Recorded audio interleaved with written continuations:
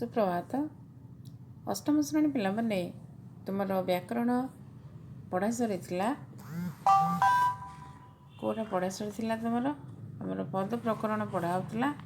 तेणु पद प्रकरण आम पढ़ी सारी पद परिचयर आम पढ़ी सारी कौन सर्वनाम पढ़े तापर मुझे आज विशेषण पढ़ेबी।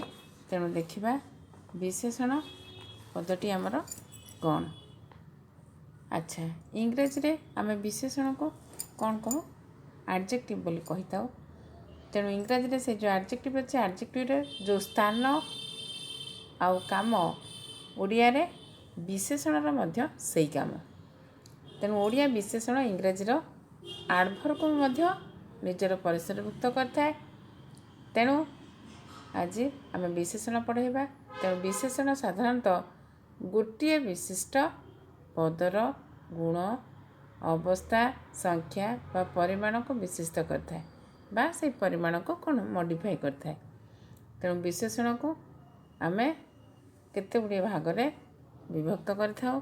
तेणु देखिबा तले आम लेखा थिबा वाक्य गुड़ी को पढ़िबा आउ कला अक्षर पद गुड़ी को चिन्हबा और से गुड़ी को व्यवहार कौन से विषय रे आमे टिके जानिबा। तेणु देख एठी विशेषण पद आम आरंभ कले। तेणु गोटे सुस्थ मनीष विनयी लोक निर्मल परिवेश आउ शांत समाज मिसिले गोटे सुंदर पृथ्वी गढ़ी हो। तेणु एठी आम देखिले सुस्थ विनयी निर्मल शांत लक्ष्य कर जे कला अक्षर रे लिखा है। तेणु पोकरा काठ भंगा दर्पण पोड़ा तीयण अलसुआ गरीब बंधु केउ काम को नुहे। तेणु आंठुए पानी रे गोड़ भांगी जोड़ हस्तरे कौन कवि बनमाली श्री जगन्नाथ को मेचाए सुना रूपा नुहे शरधा बालू हाथे मागिथिले। तेणु ओडियाणी 12 मासरे 13 पर्व पालन करे। प्रथम पाली रे भीमहारे द्वितीय पाली रे अधर्म कौन मरे। तेणु ये जो वाक्य गुड़ाक आम सब देखिले। तेणु ये वाक्य गुड़ाक देखा दिखाई प्रथम कथा है सुस्थ मनीष विनयी लोक निर्मल परिवेश आउ शांत समाज मिसिले गोटे सुंदर पृथ्वी गढ़ी हो। तेणु आम ये जो क ख ग घ ङ जो वाक्य 5टी जाक पढ़िले से 5टी जाक उदाहरणमूलक वाक्य निरीक्षण कले देखा एगुड़िक मनीष लोक परिवेश समाज पृथ्वी काठ दर्पण तीयण बंधु काम पानी गोड़ हस्त कवि बनमाली श्री जगन्नाथ सुना रूपा शरदा भाली मास पर्व पालन पाली भीम अधर्म इत्यादि गोटे गोटे विशेष्य पद। तेणु एगुड़ी पढ़िले देखिले आ भाविले मनरे गोटे गोटे प्रकार साधारण चित्र आंकी जावाई। तेणु ये सबू आबे यही सब हूँ आम विशेष पद पूर्वर वाक्य गुड़िकर जोग होता पद गुड़िक मिसाई आम पढ़ा। तेणु कौन एटा सुस्थ मनीष आमर विशेषण पद किए सुस्थ विशेष हूँ मनीष। तेणु विनयी लोक लोक हूँ विशेष विनयी हूँ विशेषण। तेणु परिवेश विशेष निर्मल परिवेश। तेणु समाज शांत समाज पृथ्वी सुंदर पृथ्वी काठ पोकरा काठ दर्पण कौन भंगा दर्पण सेमती गरीब बंधु अलसुआ गरीब बंधु आंठुए पानी मेचा सुना रूपा शरधा बाली हाथे 12 मास 13 पर्व प्रथम पाले द्वितीय पाले सुस्थ विनयी शांत पोकरा गरीब हाथे प्रथम एगुड़ाक हूँ कौन एगुड़ी को विशेष पद सहित मिसाई पढ़ा आ बुझा द्वारा मन खाली विशेष पदर साधारण धर्म चित्र ठार किसी अलग अधिक गुण स्वातंत्र अनुभव कराऊ। तेणु प्रकृत में एगुड़ाक सब आम विशेष पद पूर्वर आम कौन विनयी निर्मल शांत एगुड़ा सब बसई। तेणु प्रत्येक विशेष पद आहरी अधिक किसी अलग भावार्थ प्रकाश करुच्चे।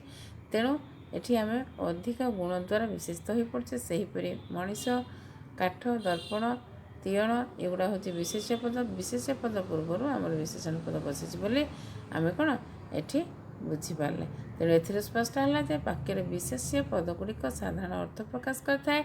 मात्र विशेष पद गुड़िक अधिक उत्कर्ष बा अपकर्ष स्वतंत्र अर्थकर करने आमको विनयी अलसुआ पोकरा मेचाए भाई आउ एक प्रकार पद व्यवहार करा पड़ता है। तेणु विशेषित ବା ଭିନ୍ନ ପ୍ରକାର ଭାବାର୍ଥରେ ପ୍ରକାଶ ହେବାର ସାହାଯ୍ୟ କରୁଥିବା ପଦ ହେତୁ ବିଶେଷ୍ୟ ପଦର ଗୁରୁତ୍ୱ ଆଉ ପ୍ରଭାବ ପଡ଼ିଥାଏ ଆଉ ବେଳେବେଳେ ବି କମିଯାଏ। ତେଣୁ ବାକ୍ୟରେ ଯେଉଁ ପଦ ବିଶେଷ୍ୟ ପଦର ଗୁଣ, ଅବସ୍ଥା, ପରିମାଣ ଆଉ ସଂଖ୍ୟା ଇତ୍ୟାଦିକୁ ଉତ୍କର୍ଷ ବା ଅପକର୍ଷ ଲକ୍ଷଣର କରି ବିଶେଷିତ କରେ ତାହାକୁ ଆମେ ବିଶେଷଣ ପଦ ବୋଲିକରି କହିଥାଉ।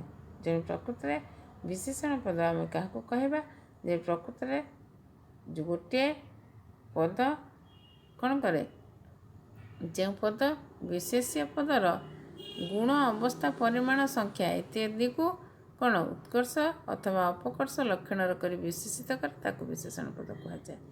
ତେଣୁ ବିଶେଷ୍ୟର ଗୁଣକୁ ଅଧିକା ମାତ୍ରାରେ କିଛି ପ୍ରଦର୍ଶିତ କରେ। ତେଣୁ ବାକ୍ୟରେ ବିଶେଷଣ ପଦ ବିଶେଷ୍ୟର ଗୁଣ, ଧର୍ମ, ଅବସ୍ଥା ଆଦି ଲକ୍ଷଣ ବା ବିଶେଷତ୍ୱ ସମୟରେ ନିର୍ଦ୍ଦିଷ୍ଟ ସୂଚନା ଦେଇଥାଏ।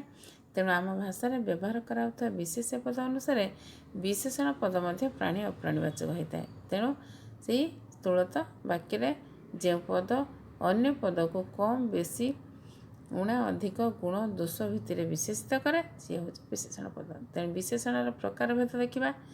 ତେଣୁ ଅର୍ଥଗତ ସ୍ୱାତନ୍ତ୍ର୍ୟରେ ଆମେ ନିର୍ଦ୍ଧାରଣ ବିଶେଷିତ କରିବା ପାଇଁ ଉଦ୍ଦେଶ୍ୟ ଆଉ ସମ୍ବନ୍ଧକୁ ସ୍ପଷ୍ଟ କରିବାକୁ ଓଡ଼ିଆରେ ପ୍ରଚଳିତ ହୋଇ ଆସୁଥିବା ବିଶେଷଣ ପଦଗୁଡ଼ିକୁ ଏହି ପ୍ରକାର ଆମେ ଲେଖିବା। କ'ଣ ଆମର ହେଉଛି ଗୁଣବାଚକ ବିଶେଷଣ, ଅବସ୍ଥାବାଚକ ବିଶେଷଣ, ସଂଖ୍ୟାବାଚକ ବିଶେଷଣ, ପରିମାଣବାଚକ ବିଶେଷଣ ଆଉ ପୂର୍ଣ୍ଣବାଚକ ବିଶେଷଣ ଆଉ ତୁଳନାତ୍ମକ ବିଶେଷଣ। ତେଣୁ ପୁନଶ୍ଚ ଗଠନାତ୍ମକ ଲକ୍ଷଣ ଆଉ ବ୍ୟବହାରିକ ନିୟମ ଦିଗରୁ ଆମେ କଥା ବ୍ୟବହାର କରୁଥିବା ବିଶେଷଣ ପଦକୁ ନିମ୍ନ ପ୍ରକାରେ ବିଭକ୍ତ କରାଯାଇପାରେ। ଯଥା କ'ଣ ବିଶେଷ୍ୟର ବିଶେଷଣ, ଉଦ୍ଦିଷ୍ଟ ବିଶେଷଣ, ବିଧେୟ ବିଶେଷଣ, ବିଶେଷଣର ବିଶେଷଣ, ଆଉ ଗୋଟେ ସାର୍ବନାମିକ ବିଶେଷଣ, ବିଶେଷ୍ୟ ରୂପୀ ବିଶେଷଣ, ସମ୍ବନ୍ଧବାଚକ ବିଶେଷଣ, କ୍ରିୟାବାଚକ ବିଶେଷଣ, କ୍ରିୟାଜ ବିଶେଷଣ। ତେଣୁ ପ୍ରକୃତରେ ଗୁଣବାଚକ ବିଶେଷଣ କ'ଣ? ମେଧାବୀ ଛାତ୍ର ସଫଳତା ପାଏ, କଅଁଳ ବଚନ ହୃଦୟ ଜିଣେ, ଅଲଣା କଥାରେ ମନ ବୁଝେନା। ଏଠାରେ ମେଧାବୀ, କଅଁଳ, ଅଲଣା ଇଏ ଗୋଟେ ଗୋଟେ ବିଶେଷ୍ୟ ପଦ। ତେଣୁ ମେଧାବୀ ପଦ ଛାତ୍ରର ଗୁଣକୁ, କଅଁଳ ପଦ ବଚନର ଧର୍ମ ବା ସ୍ୱାତନ୍ତ୍ର୍ୟକୁ, ଅଲଣା କଥା ଅସାର, ଅବସ୍ଥା ବା ନିରର୍ଥକ ପ୍ରକୃତିକୁ ନିର୍ଦ୍ଦିଷ୍ଟ ଭାବରେ ବିଶେଷିତ କରୁଛି। ଆମେ ଜାଣିଲେ ବାକ୍ୟର ଯେଉଁ ପଦ ବିଶେଷ୍ୟ ପଦର ଧର୍ମ, ପ୍ରକୃତି, ସ୍ୱଭାବ, ସ୍ୱରୂପ, ଗୁଣକୁ ବିଶେଷିତ କରିଥାଏ ତାକୁ ଆମେ ଗୁଣବାଚକ ବିଶେଷଣ କୁହାଯାଏ। ଯେଉଁଟାକି ସ୍ୱତନ୍ତ୍ର ପ୍ରକାର ଆମର ଗୋଟେ କ'ଣ ଗୁଣକୁ ସେ କରିଥାଏ। ତେଣୁ ଏଠି ଆମେ ଧରାଯାଉ ଗୁଣବାଚକ ବିଶେଷଣରେ ଆମେ ଦେଖିବା କ'ଣ, ଯେମିତି ଆମେ କହିବା ଗୋଟେ ସୁନ୍ଦର ପିଲାଟିଏ, କଦର୍ଯ୍ୟ ବ୍ୟବହାର, ଅଳସୁଆ ଲୋକ। ଏଠି ସୁନ୍ଦର, କଦର୍ଯ୍ୟ, ଅଳସୁଆ ଇଏ ସବୁ ହେଲା କ'ଣ, ଇଏ ଶବ୍ଦ ଗୁଡ଼ିକ କ'ଣ ପିଲା, ବ୍ୟବହାର ଆଉ ଲୋକଙ୍କର ଗୁଣ ବୁଝାଉଛି। ସେହିପରି ଶାନ୍ତ, ସୁଶୀଳ, ଯଦି ଆମେ କହିଲା କୁଟିଳ, ଉଦାର, ସାଦାସିଧା, ସରଳ, ଭୟଙ୍କର, ଅସୁନ୍ଦର, ଅଶୁଦ୍ଧ, ଶୀତଳ, ଏଇଗୁଡ଼ା ସବୁ କଥା ହେଉଛି। ଏଇ କଥା ଯଦି ଆମେ କହିବା ଏଗୁଡ଼ା ନିହାତି ଭାବରେ ଗୁଣକୁ ବୁଝାଉଛି। ତେଣୁ ଗୁଣବାଚକ ବିଶେଷଣର ବ୍ୟବହାର ଆମେ କ'ଣ ସବୁ ସମୟରେ କରିଥାଉ। ଏଗୁଡ଼ାକ ହେଉଛି ଆମକୁ କ'ଣ ବିଶେଷଣର ଗୁଣରୁ ଏଗୁଡ଼ା ଆଗରୁ ବସିଥାଏ। ତେଣୁ ଏଗୁଡ଼ାକ ତାପରେ ଆମେ ଆସି ପଢ଼ିବା ଅବସ୍ଥାବାଚକ ବିଶେଷଣ। କ'ଣ ଅବସ୍ଥାବାଚକ ବିଶେଷଣ? ଦେଖିଛି ଭଙ୍ଗା ଘର, ଛିଣ୍ଡା ଜାମା ଆଉ ରୋଗଣା ଦେହକୁ ଭୁଲି ବର୍ମା କଳାର ସାଧନା କରିଥିଲେ। ତେଣୁ ଏଠି ଆମେ ଦେଖିବା ଛିଣ୍ଡା କପଡ଼ା, ଦରବା ଲୁଗା, ଭଙ୍ଗା ଛାତି, ଭରା ନଈ, ଶୁଖିଲା ବିଲ, ଛିଣ୍ଡା, ଦରବା, ଭଙ୍ଗା, ଭରା, ଶୁଖିଲା ବିଶେଷଣ। ତେଣୁ ଏଗୁଡ଼ିକ ବିଭିନ୍ନ ବିଶେଷ୍ୟର ଅବସ୍ଥା ସୂଚାଉଛି। ସେହିପରି ଆହତ, ଅସ୍ତମିତ, ଘାଏଲା, ଭୋକିଲା, ରୋଗିଣା, ଦରମଲା ଭଳି ଅନେକ ଅବସ୍ଥାବାଚକ ବିଶେଷଣ ଅଛି। ତାକୁ ଆମେ କ'ଣ ଅବସ୍ଥାବାଚକ ବିଶେଷଣ ବୋଲିକରି କହିପାରିବା। ତେଣୁ ବାକ୍ୟରେ ଯେଉଁ ବିଶେଷଣ ପଦ ବିଶେଷ୍ୟ ପଦର ନିର୍ଦ୍ଦିଷ୍ଟ ଅବସ୍ଥାକୁ ବିଶେଷିତ କରେ ତାକୁ ଆମେ ଅବସ୍ଥାବାଚକ ବିଶେଷ୍ୟ ବୋଲିକରି ଅବସ୍ଥାବାଚକ ବିଶେଷଣ ବୋଲିକରି କହିଥାଉ। ତେଣୁ ଆସ ଅଭ୍ୟାସ କରିବା। ଦଦରା ନା, ଫଟା ମାଠିଆ, ଚିରା ଗାମୁଛା, ଛିଣ୍ଡା ଚପଲ, କ'ଣ କାଦୁଆ ନଈ, ପାଣିଆ କ୍ଷୀରି, କାଠୁଆ ଡାଲି, ସବଳା ନାରୀ, ବୁଢ଼ୀ ମାଉସୀ, ଭେଣ୍ଡା ପୁଅ, ପତଳା ବୋହୂ, ଏଗୁଡ଼ାକ ସବୁ ହେଉଛି ଆମର କ'ଣ ବିଶେଷଣ। ଆଚ୍ଛା, ତାହେଲେ ଆମେ आस देखा पुणी आमर गोटे हूँ संख्यावाचक विशेषण। संख्यावाचक विशेषण संख्या बुझे बुझाए पूर्वे ओडिया साधवे 7 समुद्र 13 नई पार हो वाणिज्य करते। तेणु पुरी रे 12 मासरे 13 जात। तेणु 50 लोक 25 टंका 200 कौन सभ्य 50 25 200 ये सब गोटे गोटे संख्या को चिन्ह हो। तेणु एगुड़ाक हूँ संख्यावाचक विशेषण। तेणु संख्यावाचक विशेषण कौन आम संपूर्ण भाव में बुझेब क्या संख्या को बुझेब। तेणु आम लिखिपर 1 मीटर कपड़ा 5 भाई 6 ऋतु 100 रन 7 जन्म 3 भुवन ये हूँ संख्या को बुझाइला। तेणु ये हूँ संख्यावाचक विशेषण। तेणु जो विशेषण पद विशेष्य पदर निर्दिष्ट संख्या को सूचित करे ताकू संख्यावाचक विशेषण बोली कहुए। तेणु देखा ये आम मन रखा संख्यावाचक विशेषण द्वारा विशेष्य पदर जो संख्या प्रकाश पाए ताहा क्रमान्वयी संख्या होता है।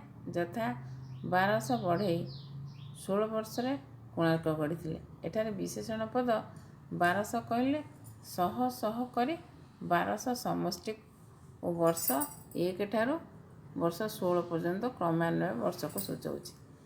तेणु यटा को आम संख्यावाचक विशेषण बोलिक कहीपर। तापर आम गोटे देखिए पूरणवाचक विशेषण। कौन आम देखिए पूरणवाचक विशेषण। अच्छा आम संख्यावाचक विशेषण क्रमान्वय समस्त संख्या को सूचित करी गोटे निर्दिष्ट संख्या को पूरण कले बा सूचेले ताको पूरणवाचक विशेषण कहुए। उदाहरण स्वरूप ए वर्ष मोर 8म श्रेणी और मो भौणी सप्तम श्रेणी है। तेणु भागवतर 10म स्कंद रामायणर 6ठ कांड आ गीतार 18 अध्याय पढ़ा उचित। तेणु एठारे कौन क वाक्य कौन आमर श्रेणी ख वाक्य स्कंद कांड अध्याय विशेषण पद विशेष्य पद एटा। तेणु ये सब विशेष्य पदर निर्दिष्ट संख्या सूचक पूर्ण कारक स्वरूपटी को विशेषित करुच्ची। तेणु 8म 7म 10ମ 6ठ 18 इत्यादि संख्यामूलक विशेषण। तेणु आम सेमती केतोटी दृष्टांत देइछि आमको तृतीय पांडव द्वितीय ईश्वर 21 शताब्दी चतुर्थ स्तंभ नवम ग्रह। तेणु एगुड़ा हूँ कौन आमर पूरणवाचक विशेष्य। तेणु पूरणवाचक विशेष्य कौन आम जानिले। तेणु संख्या कारक आ पूरण कारक विशेषण लिखन रूप होमतिया। तेणु संख्या कारक विशेषण आमर कौन संख्या रूप 1 ये जो 1 है 1 को आम कौन ये देखिले आमर 1 ये 1 2 सेमती 3 11 18 1 कौन है आमर प्रथम एटा पूरणवाचक विशेषण। तेणु तृतीय 115 एकादश। तेणु एगुड़ाक है आमर कौन सब पूरणवाचक। तेणु परिमाणवाचक परिमाण आम बुझीपार परिमाण कथा। तेणु परिमाणवाचक कहले आम कौन करूँ गोटे परिमाण को बुझू। तेणु संख्या नुहे परिमाण बुझा जाए। तेणु बस्ताए चीनी कलसे पानी किले चाउल। तेणु परिमाण जो वाक्य जो विशेषण पद विशेष्य पदर परिमाण को बुझाए ताको परिमाणवाचक विशेष कहुए। उदाहरण तुम्हें बेतुले उखुड़ा आणब गाय को बिड़ाए घास दियो। एठार उखुड़ा और घास विशेष्य पदर परिमाण को बेतुले और बिड़ाए पद द्वारा सूचित करा जायछि। बेतुले बिड़ाए दुईटी परिमाण सूचक विशेषण। तेणु आस आउ किछि नमूना जानिबा। तेणु माणे जमीन 2 भरण धान कपे चा पुଳାଏ छतुआ झुड़िए आंब 4 गौणी चाउल 5 किलो माछ 2 कांदी कदली बस्ताए चीनी माठियाए पानी हांडिए भात। ये गुड़ाक सब आमर कौन युड़ाक आम जोड़ाक पढ़ले एड़ा सब हूँ कौन से परिमाणवाचक विशेषण को पढ़ले। तेणु आम आस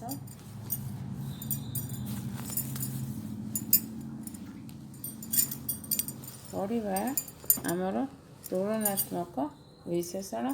तेणु तुलनात्मक विशेषण रे कौन ये किसी तुलना जिनस जो आसे से आम जानते कि कौन कंपेयर करा जाए से तुलना करा जाए।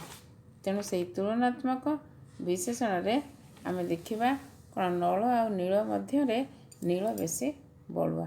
ତେଣୁ ଭାରତର ସବୁ ଗ୍ରନ୍ଥ ମଧ୍ୟରେ ପ୍ରାଚୀନତମ ବେଦ। ବ୍ରାହ୍ମଣୀ ଠାରୁ ମହାନଦୀ ଦୀର୍ଘତର। ମାତୃଭୂମି ସରଗଠାରୁ ବରିଆନ। ବିଦ୍ୟାଳୟରେ ବୀରଭଦ୍ର ବରିଷ୍ଠ, ଶୂଦ୍ର କନିଷ୍ଠ ଶିକ୍ଷକ। ତେଣୁ ଭାକୁର ମାଛଠାରୁ ରୋହି ମାଛ କ୍ଷୁଦ୍ରତର। ମାଛମାନଙ୍କ ମଧ୍ୟରେ କେରାଣ୍ଡି କ୍ଷୁଦ୍ରତମ। ତେଣୁ ଉପରେ ଯେଉଁଗୁଡ଼ାକ ଆମେ ପଢ଼ିଲେ ସେଗୁଡ଼ାକ କ'ଣ 7ଟି ବାକ୍ୟରୁ ପ୍ରଦତ୍ତ ଯେଉଁ 7ଟି ବାକ୍ୟରେ ବେଶୀ, ପ୍ରାଚୀନତମ, ଦୀର୍ଘତର, ଗରିଆନ, ବରିଷ୍ଠ, କନିଷ୍ଠ, କ୍ଷୁଦ୍ରତମ ଏଗୁଡ଼ା ସବୁ ହେଉଛି ବିଶେଷଣ ପଦ। ତେଣୁ ଏଠି ଏକାଧିକ ବିଶେଷ ପଦ ମଧ୍ୟରେ ଏଠି ତୁଳନା କରାଯାଇଛି। ତେଣୁ ଏଇଟା ତୁଳନାତ୍ମକ ସ୍ୱାତନ୍ତ୍ର୍ୟ ସୂଚାଉଛି। 2 ବା ତହିଁରୁ ଅଧିକ ବିଶେଷ ପଦ ମଧ୍ୟରେ ତୁଳନା କରି ଉଚ୍ଚ ନିଚ, ଊଣା ଅଧିକ, ବଡ଼ ସାନ, ସାଧାରଣ ଶ୍ରେଷ୍ଠ ଆଦି ଭେଦରୁ ନିର୍ଣ୍ଣୟ କରିବା ନିମିତ୍ତ ବାକ୍ୟରେ ଯେଉଁ ବିଶେଷଣ ପଦ ବ୍ୟବହୃତ ହୁଏ ତାକୁ ଆମେ ତୁଳନାତ୍ମକ ବିଶେଷଣ କୁହାଯାଏ। ତେଣୁ ଆସ ଆମେ ଦେଖିବା ବିଧେୟ ବିଶେଷଣ। ଏ ତଳ ବାକ୍ୟ ଗୁଡ଼ିକୁ ଦେଖିବା କ'ଣ ଲେଖା ହେଇଛି। ଶିଳ୍ପୀ ସୁନ୍ଦର ମୂର୍ତ୍ତି ଗଢ଼ିଲେ। ଶିଳ୍ପୀଙ୍କ ଗଢ଼ା ମୂର୍ତ୍ତିଟି ସୁନ୍ଦର। ଏଠି ଯେଉଁ ଦେଖିଲେ ଆମେ କ'ଣ ସୁନ୍ଦର ଆଉ ଏଠି କ'ଣ ସୁନ୍ଦର ଦୁଇଟି ବ୍ୟବହାର କରାଯାଇଛି। ତେଣୁ କ ବାକ୍ୟରେ ଯେଉଁ ସୁନ୍ଦରଟି ବ୍ୟବହାର କରାଯାଇଛି ଗୁଣାତ୍ମକ ବିଶେଷକ ତା ପୂର୍ବରୁ ବାସ୍ତବ ବିଶେଷଣ ପଦ ସୁନ୍ଦର ସୂଚିତ ହେଉଛି। ତେଣୁ ମାତ୍ର ଖ ବାକ୍ୟରେ ମୂର୍ତ୍ତି ବିଶେଷର ବିଶେଷତ୍ୱ ଉପରେ ବସିଥିବା ସୁନ୍ଦର ବିଶେଷଣ ପଦଟି ଦ୍ୱାରା ନିର୍ଣ୍ଣିତ ହୋଇଛି। ତେଣୁ ଏଠି ମୂର୍ତ୍ତିର ବିଶେଷତ୍ୱ କଥନ ପାଇଁ ସୁନ୍ଦର ପଦ ବସାଯାଇଛି। ତେଣୁ ବିଶେଷ୍ୟ ପଦେ ବସ୍ତୁ ଥିବା ପଦକୁ ବା ଏଇ ଯେଉଁ ପଦଟି ଥାଏ ତେଣୁ ବିଧେୟ ଅଂଶର ପଦ କୁହାଯାଏ। ତେଣୁ ଖ ବାକ୍ୟରେ ସୁନ୍ଦର ବିଧେୟ ଅଂଶରେ ଅନ୍ତର୍ଗତ ଥିବାରୁ ଏହା ଏକ ଭିନ୍ନ ପ୍ରକାରର ବିଶେଷଣ। ଅତଏବ ଏଥିରେ ସ୍ପଷ୍ଟ ହେଲା ବାକ୍ୟର ବିଧେୟ ଅଂଶରେ ବିଶେଷ୍ୟ ପଦ ପରେ ଯେଉଁ ବିଶେଷଣ ପଦ ବ୍ୟବହୃତ ହୋଇ ବିଶେଷ୍ୟର ବିଶେଷତ୍ୱ ନିର୍ଣ୍ଣୟ କରିଥାଏ ତାକୁ ବିଧେୟ ବିଶେଷଣ କୁହାଯାଏ। ତେଣୁ ଗୁଣବାଚକ ବିଶେଷଣଟି ଆମର ବିଶେଷ୍ୟର ପରେ ଲାଗିଲେ ବିଧେୟ ବିଶେଷଣ ଭାବରେ ନାମିତ ହୁଏ। ପିଲାଟି ଚତୁର, ଏ ଦୃଶ୍ୟ ମନୋରମ। ଏଠି ଚତୁର ମନୋରମ ଯେମିତି ଆମେ ଏଇଟା ପଢ଼ିଲେ ଉଦାହରଣ, ସେମିତି ବାଛୁରୀଟି ସୁଧାର, ପୁଅଟି ବୁଦ୍ଧିମାନ, ଲୋକଟି ଦରିଦ୍ର, ବେପାରଟି କୃପଣ, ଏସବୁ ବିଧେୟ ବିଶେଷଣର ଏ ଗୋଟେ ଗୋଟେ ଉଦାହରଣ। ତେଣୁ ଆସ ଆମେ ଦେଖିବା ଉଦ୍ଦେଶ୍ୟ ପଦ ବିଶେଷ୍ୟ ପରେ ଯାହା ବ୍ୟବହୃତ ହୁଏ ତାହା ବିଧେୟବାଚକ ହୁଏ। ତେଣୁ ବିଧେୟ ବିଶେଷର କିଛି ନମୁନା। ରାସ୍ତା ନିର୍ଜନ, ଛବିଟି ଚମତ୍କାର, କଥା ଉତ୍ତମ, ଲୋକଟି ସରଳ, ପ୍ରସଙ୍ଗ ଜଟିଳ। ତେଣୁ ବିଶେଷ୍ୟ ପଦ ପୂର୍ବରୁ ବିଶେଷଣ ରହିଲେ ଉଦ୍ଦିଷ୍ଟ ବିଶେଷଣ ହୁଏ। ବିଶେଷ୍ୟ ପଦ ପରେ ବସିଲେ ବିଧେୟ ବିଶେଷଣ ହୁଏ। ଯଥା ଗରମ ପାଣି, ଫଳଗୁଡ଼ିକ କଷା, ଏମିତି ସବୁ। ତେଣୁ ବିଶେଷଣର ବିଶେଷଣ। ଆସ ତଳେ ଥିବା ବାକ୍ୟ ଗୁଡ଼ିକୁ ଲକ୍ଷ୍ୟ କରିବା। କ ସ୍ତମ୍ଭ ସାଧାରଣ ବିଶେଷଣ, ଖ ସ୍ତମ୍ଭର ବିଶେଷଣ। ତେଣୁ ସେ ଜଣେ ଭଲ ଲୋକ। ତେଣୁ ସେ ଜଣେ ଭାରି ଭଲ ଲୋକ। ବିଲୁଆ ଚତୁର, ବିଲୁଆ ବଡ଼ ଚତୁର, ଉଷୁମ ପାଣି ପିଅ, ସାମାନ୍ୟ ଉଷୁମ ପାଣି ପିଅ। ତେଣୁ ଆମେ ଏଇ ଡିଫରେନ୍ସ ବାକ୍ୟରେ ଆମେ ଦେଖୁଛନ୍ତି ବାକ୍ୟରେ ଥିବା ବିଶେଷ୍ୟ ପଦର ବିଶେଷଣ ପଦକୁ ଅଧିକ ଭାବରେ ବିଶେଷିତ କରିବା ନିମିତ୍ତ ବ୍ୟବହୃତ ବିଶେଷଣର ବିଶେଷଣ ପଦ କୁହାଯାଏ। ତେଣୁ ବିଶେଷଣର ବିଶେଷଣ ପଦ ମୁଖ୍ୟ ବିଶେଷଣ ପଦ ବା ବିଶେଷ୍ୟର ବିଶେଷଣ ପଦ ପୂର୍ବରୁ ବସେ। ଏହି ବିଶେଷଣ ଅନ୍ୟ ଏକ ବିଶେଷଣ ପଦର ବୈଶିଷ୍ଟ୍ୟ ନିର୍ଣ୍ଣୟ କରେ। ଅତି ସୁଧାର ପିଲା, ଖୁବ୍ ବହଳିଆ ତରକାରୀ। ତେଣୁ ବେଳେବେଳେ ଆମେ ବାକ୍ୟରେ ଗୋଟିଏ ବିଶେଷଣ ପୂର୍ବରୁ ଆଉ ଗୋଟିଏ ବିଶେଷଣ ବସାଇଥାଉ, ଯଥା କଳ୍ପନା ବୁଦ୍ଧିମତୀ। ତେଣୁ ଏଠି ଦୁଇଟି ବିଶେଷଣ ପଦ ହୋଇଗଲା। ଆମ୍ବଟି ବଡ଼ ସୁଆଦିଆ। ଏଗୁଡ଼ାକ ସବୁ ବିଶେଷଣର ବିଶେଷଣ। ତେଣୁ ସାର୍ବନାମିକ ବିଶେଷଣ କ'ଣ? ତେଣୁ ବାକ୍ୟରେ ସର୍ବନାମ ପଦ ବିଶେଷ୍ୟ ପଦ ନିମିତ୍ତ ବିଶେଷଣ ରୂପେ ବ୍ୟବହୃତ ହେଲେ ତାକୁ ସାର୍ବନାମିକ ବିଶେଷଣ କୁହାଯାଏ। ଯେମିତି ଦିଅ ସେମିତି ପୂଜା, ସେପରି କାମ ଯେମିତି ଅଛି, ଯେପରି କାମ ସେପରି ମୂଳ। ତେଣୁ ଆଉ କେତେକ ନମୁନା ଆମର ଏମିତି ଆମେ ଦେଖିପାରିବା। ଏଠି ଦେଇଛି ଉଦାହରଣ ଗୁଡ଼ାକ ବହୁତ ଗୁଡ଼ିଏ ଦେଇଛି। କ'ଣ? ଏମନ୍ତ ଭୂଇଁ, ଯେମନ୍ତ ବ୍ୟବହାର, ସେମିତି, କିପରି କଥା, ଏଇ ଘର, ସେଇ ସମସ୍ୟା, ଏଗୁଡ଼ାକ ମଧ୍ୟ ସେଇ ବିଶେଷଣର ଆମର ତାରି ସାଙ୍ଗେ ସାର୍ବନାମିକ ବିଶେଷଣ ରୂପରେ ଆମେ ୟାକୁ ନେଇପାରିବା। ଆଚ୍ଛା, ତାହେଲେ ଗୋଟେ ଅଛି ଆଉ ଗୋଟେ ସମ୍ବନ୍ଧବାଚକ ବିଶେଷଣ। ତେଣୁ ସେ ସମ୍ବନ୍ଧବାଚକ ବିଶେଷଣ ଆମର ହେଉଛି ଯେ ପ୍ରକୃତରେ ଆମେ ଯେମିତି ଆମ ଭାଷାରେ ଆମର ଯେଉଁ ଷଷ୍ଠୀ ବିଭକ୍ତିରେ ଆମର ଯେଉଁ ଚିହ୍ନର ଲାଗିଥିବା ପଦକୁ ଆମେ ସମ୍ବନ୍ଧ ପଦ କହିଥାଉ। ତେଣୁ ସମ୍ବନ୍ଧ ପଦ ଗୋଟେ ଗୋଟେ ବିଶେଷ୍ୟ ପଦ। ତେଣୁ ଷଷ୍ଠୀ ବିଭକ୍ତିର ସମ୍ବନ୍ଧବାଚକ ବିଶେଷ୍ୟ ପଦକୁ ଆମେ ମଧ୍ୟ ଉଚିତ ଆଉ ନିଶ୍ଚିତ ଅର୍ଥରେ ବିଶେଷଣ ରୂପେ ବ୍ୟବହାର କରିଥାଉ। ସୁଖର ଦିନ ସରିଗଲା, ତେଣୁ ଦୁଃଖର ସାଥୀ କେହି ନୁହନ୍ତି। ଦୀନବନ୍ଧୁ ଜଣେ ପାରିବାର ଲୋକ, ସୁନାର ସଂସାର ଭାଙ୍ଗିଗଲା, ତେଣୁ କହିବାର କଥା କହିଲ ନାହିଁ। ଏଠାରେ ଦୁଃଖର, ସୁଖର, ପାରିବାର, ସୁନାର କହିବାର ଏକ ଏକ ସମ୍ବନ୍ଧ ସୂଚକ ବିଶେଷଣ ପଦ, ଏକ ଏକ ବିଶେଷ୍ୟ ପଦ ଦୁଃଖ, ସୁଖ, ପାରିବା, ସୁନା, କହିବା ଆଦିରେ ସମ୍ବନ୍ଧ ସୂଚକ ଚିହ୍ନର ଯୋଗ ହୋଇ ଏସବୁ ବିଶେଷଣ ପଦ ହୋଇଛି। ତେଣୁ ଷଷ୍ଠୀ ବିଭକ୍ତିଯୁକ୍ତ ସମ୍ବନ୍ଧବାଚକ ପଦରେ ଯେଉଁ ର ଚିହ୍ନ ଅଛି, ର ଚିହ୍ନ ଯୋଗେ ହୋଇ ଉଚିତ ବା ନିଶ୍ଚିତ ଅର୍ଥରେ ବିଶେଷଣ ରୂପେ ବ୍ୟବହାର ହୋଇଥାଏ।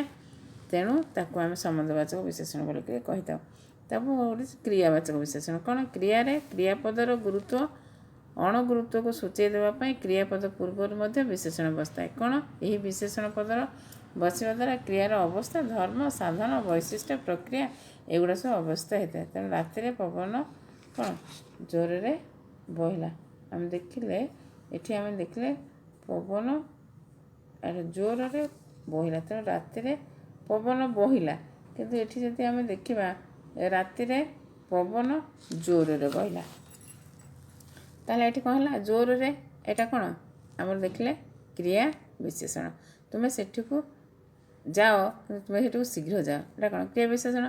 ସବୁ କଥା ଧୀରେ ଧୀରେ ଜଣାଗଲା, ତେଣୁ ଧୀରେ ଧୀରେ ଯେଉଁ ଲଗା ହେଲା ଏଇଟା ହେଉଛି କ୍ରିୟା ବିଶେଷଣ। ଏଠାରେ ବହିଲା, ଯାଅ, ଜଣାଗଲା କ୍ରିୟାପଦ ସାଧନ ଧର୍ମକୁ ଜୋରରେ, ଶୀଘ୍ର, ଧୀରେ ଧୀରେ ବିଶେଷଣ ପଦ ବିଶେଷିତ କରୁଛି ବା ସୂଚାଉଛି। ତେଣୁ ଏଗୁଡ଼ିକ କ୍ରିୟାପଦ ପାଇଁ ବ୍ୟବହୃତ ବିଶେଷଣ ପଦ। ତେଣୁ କ୍ରିୟା ପାଇଁ ଯେଉଁ ବିଶେଷଣ ପଦ କ'ଣ ଆମର ବ୍ୟବହାର ହୋଇଥାଏ, ସେଇଟା ହେଉଛି ଆମର କ'ଣ କ୍ରିୟା ବିଶେଷଣ। ତେଣୁ ବାକ୍ୟରେ କ୍ରିୟାପଦକୁ ଯେଉଁ ବିଶେଷଣ ଆଉ ପଦ ବିଶେଷିତ କରି ତା'ର ସାଧନ ପ୍ରକ୍ରିୟାର ଧର୍ମକୁ ସୂଚାଇଥାଏ ତାକୁ କ୍ରିୟା ବିଶେଷଣ ବୋଲି ଆମେ କହିଥାଉ।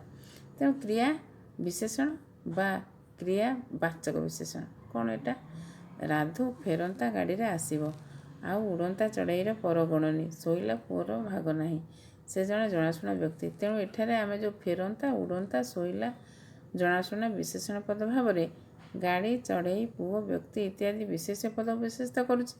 ତେଣୁ ଏହି ବିଶେଷଣ ପଦ ଗୁଡ଼ିକ କ୍ରିୟାପଦ ନୁହନ୍ତି। ଏଗୁଡ଼ିକ କ୍ରିୟାର ମୂଳ ରୂପ ଧାତୁରୁ ଗଠିତ। ତେଣୁ ଆମେ ଜାଣିଛନ୍ତି କ୍ରିୟାର ମୂଳ ରୂପକୁ ଧାତୁ କହନ୍ତି, ଶବ୍ଦର ମୂଳ ରୂପକୁ କ'ଣ କହନ୍ତି? ପ୍ରାତିପଦିକ କହନ୍ତି। ତେଣୁ ସେଇଥିପାଇଁ ଧାତୁ ବା କ୍ରିୟାର ମୂଳ ରୂପକୁ ଜାତ ହୋଇଥିବା ଏଗୁଡ଼ିକ କ୍ରିୟାଜାତ ବା କ୍ରିୟାଜ ପଦ କହନ୍ତି। ଯଥା ଫେରନ୍ତା, ଉଡ଼ନ୍ତା, ଆଉ ଏଠି ଶୋଇଲା।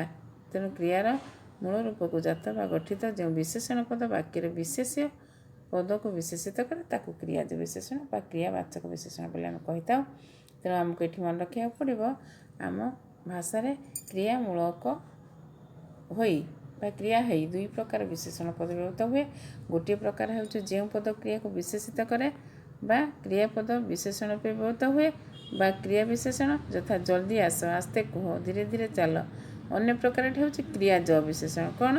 ଏହି ପ୍ରକାର ବିଶେଷଣ ପଦ କ୍ରିୟାର ମୂଳ ରୂପ ଧାତୁରୁ ଜାତ ବା ଗଠିତ ହୋଇଥାଏ। ଯଥା ମାଗଣା, ମିଳନ୍ତା, ଦେଖନ୍ତା, ବୁଝନ୍ତା ଏଗୁଡ଼ାକ ହେଉଛି ସବୁ କ'ଣ କ୍ରିୟାଜ, ମାନେ କ୍ରିୟାରୁ ଜାତ ଯେ କ୍ରିୟାଜ।